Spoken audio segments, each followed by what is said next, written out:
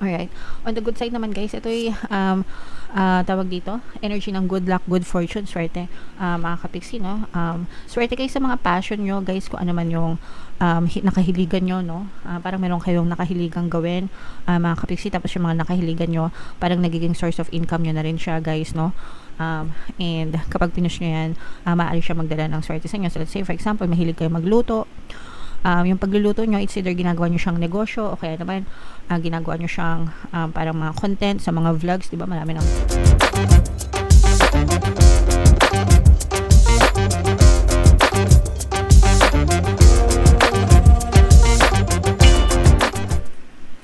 Hello guys, hello Scorpio, welcome back to Pinoy Pixie Tarot. Ang pamagat ng episode natin for tonight is sa loob ng 60 days. Mga kapixie, ito yung ating lumang serya na natin to guys, no? Binabalik lang natin dito sa ating channel, mga kapixie. So simula ngayong buwan, magbabasa na ulit tayo ng ganitong reading sa loob ng 60 days. Mga kapixie, tingnan natin yung energy nyo, okay?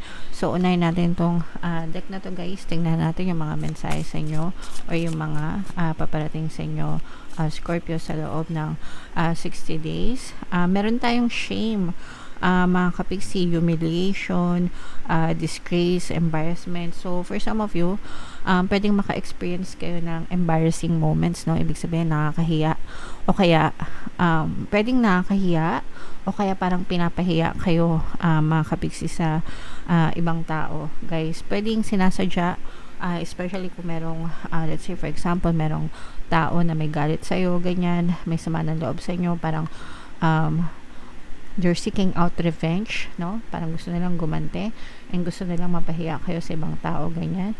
And for some of you naman, pwedeng hindi nyo sinasadya, no, na makagawa kayo ng mga bagay na embarrassing, kumbaga, mga kapiksi. Alright? Pero guys, no, you should embrace your flaws. Wala naman taong perfect, mga kapiksi, di ba? Lahat tayo may flaws, lahat tayo merong imperfections, mga kapiksi. So we should accept, guys, ourselves for who we are, okay? Embrace your flaws as they are a part of your unique story, mga kapiksi. Alright? Another message for you, Scorpio. Meron tayong control, guys, no? So let go of control issues. So again, pwedeng ikaw yung kinokontrol or pwedeng ikaw yung nagko-control, guys, no? Domination, manipulation, power. Minsan wala tayong magawa pag kinokontrol tayo, no? Especially kapag wala tayong say. Let's say for example sa trabaho, di ba? Trabaho ka lang, sinusweldohan ka, syempre kailangan mo sumunod. Minsan may mga amo na kung ano yung gusto nila, yun yung gagawin mo, di ba? Minsan may mga micromanagers na boss, di ba? So minsan wala tayong magawa, wala tayong choice. Kung may choice kayo na lumipat, kung may choice kayo na gumawa ng iba, di ba? Or maghanap ng ibang mapagkakakitaan, gawin nyo para meron kayong kalayaan. Most of the time talaga guys, pag empleyado, wala kayong freedom, no? Kasi sinusweldohan kayo. Pero na lang kung independent contributor kayo, di ba? Kung kayo naman yung nagko-control, guys, i-let go nyo yun, tigilan nyo yun, kasi hindi maganda, no? Kumbaga, kung ayaw mo nang kinokontrol ka, wag ka rin mag-control ng ibang tao, mga kapiksi. Okay? Dahil lahat tayo ay may free will, guys. Okay? So, by letting go of the illusion of control, we open ourselves to genuine freedom, mga kapiksi. And another message, guys, pride, ego, mga kapiksi. Ito yung mapagpataas, arrogance, vanity, ego, no? Yung sabi ko nga mapagmataas, mga kapiksi. Okay lang na maging proud sa mga achievements, pero yung pride, yung maging arrogante ka, ganyan, maging hambog, no? Yun yung iwasan nyo, kasi yun yung sa negative side, mga kapiksi. At saka sa isang iglap lang, guys, no, isang ganyan lang na universe, pwedeng mawala sa inyo, guys, yung mga pinaghirapan nyo. So matutong magpakumbaba. True worth is measured by characters, not accolades. So yung mga achievements natin, no, nasusukat yan sa character natin guys, hindi sa pagyayabang. So, humble lang mga kapiksi. Alright, so comment down below if feeling nyo naka-resonate kayo. Mga kapiksi, tingnan natin yung ganap sa inyo sa loob ng 60 days guys. Shuffle natin to.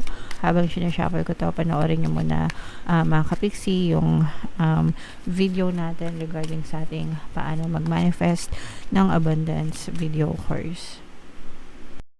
Kapiksi, sawa ka na ba sa mga struggles at hirap sa buhay mo? Masipag ka ba at masikap sa buhay ngunit hindi ka pa rin umaasenso? Ilang beses ka na bang nag-attempt mag-negosyo at mag-invest pero palagi ka pa rin nalulugi? Sa pagkakataon na ito ay maaaring may subconscious beliefs ka na nagiging balakid sa iyong pag-unlad at pagyaman. Introducing, paano mag-manifest ng abundance video course. Dito ay matututunan mong ma-overcome ang mga balakid mo para tuluyan ka ng umunlad, umasenso, sumagana, maging matagumpay, successful at maswerte sa iyong kabuhayan, pera, trabaho, negosyo, salapi at kaperahan ng bonggang-bongga. Dali, mag-send na ng email sa pinoypixie@gmail.com at simulan na ang iyong pagyaman ngayon. Alright, so sa lahat ng gusto mag-avail ng course guys, naka-flash sa screen nyo. Una, meron tayong paano mag-manifest ng abundance video course. Meron din tayong paano mawala ang third party at magkaroon ng harmonious na relationship. And meron din tayong paano pabalikin si ex, revise breakup. So sa mga interesado guys, mag-send lang kayo ng email sa pinoypixie@gmail.com.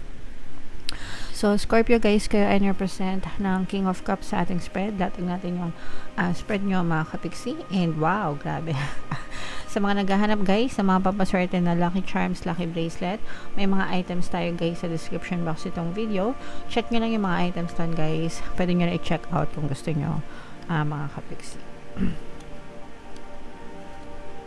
Alright, so eto guys, this is both negative and positive. Unahin natin yung sa negative mga kapiksi. Eto, this is more on love, yung negative mga kapiksi, kasi for some of you maaaring nagkakaroon ng conflict kayo sa relationship guys, especially kung bago pa lang kayo sa relasyon, no? Or kung medyo bago-bago pa lang yung relationship nyo, hindi pa kayo masyadong magkakilala ng person mo, pero nagkakaroon na kayo ng conflict guys. Usually nangyayari ito kapag syempre hindi nyo pa masyadong kabisado yung ugali ng person nyo mga kapiksi. Kapag may mga nagawa kayong hindi maganda or nagawa silang hindi maganda guys, parang nagiging big deal agad sa inyo mga kapiksi. So ito naman, habang tumatagal yung relasyon nyo, no, syempre nakakabisado nyo na yung isa't isa, maaari kayong makapag-adjust in the future and as you get to know each other mga kapiksi, kasi nandun kayo sa stage na parang nadidiscover nyo pa lang kung ano talaga yung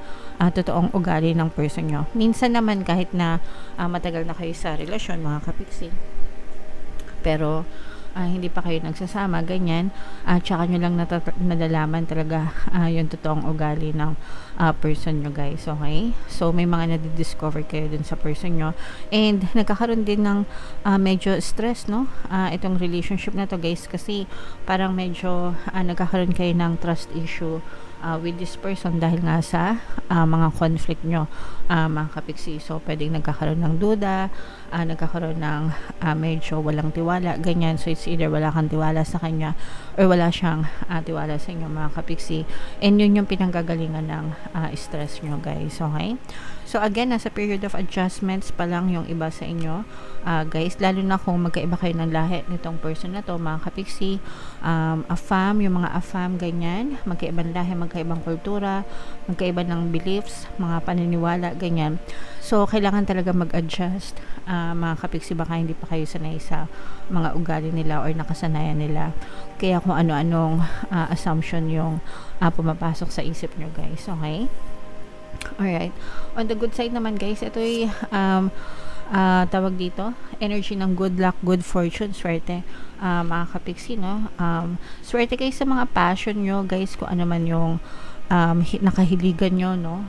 Parang meron kayong nakahiligang gawin mga kapiksi, tapos yung mga nakahiligan nyo parang nagiging source of income nyo na rin siya guys, no? And kapag pinush nyo yan, maaari siya magdala ng swerte sa inyo. So let's say for example, mahilig kayo magluto, yung pagluluto nyo, it's either ginagawa nyo siyang negosyo o kaya naman ginagawa nyo siyang parang mga content sa mga vlogs, diba? Marami ng mga nagva-vlog na nagluluto, ganyan. So parang doon pumapasok yung swerte sa inyo mga kapiksi, okay?